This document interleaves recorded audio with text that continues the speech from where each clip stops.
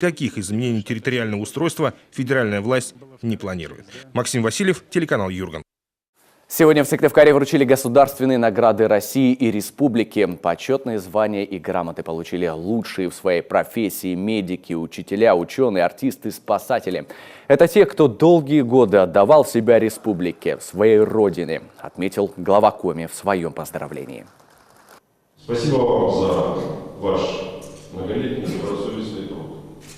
Невзирая на сложности в жизни, вы сохранили доброе и абсолютно философское отношение к жизни. Вы понимаете, что жизнь не бывает без испытаний.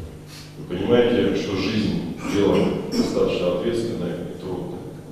Но вы сумели пронести через эти годы и доброе отношение к жизни, и абсолютно нормальное отношение к людям. И, конечно же, вы остались в первую очередь людьми. А человек – это прежде всего то, что делает и отличает нас среди других. Среди награжденных сегодня были и те, кто каждый день спасает человеческие жизни. Звание заслуженных работников здравоохранения России получили Вячеслав Сварич и Евгений Кряклин. Оба хирурги, только один оперирует детей, другой – взрослых.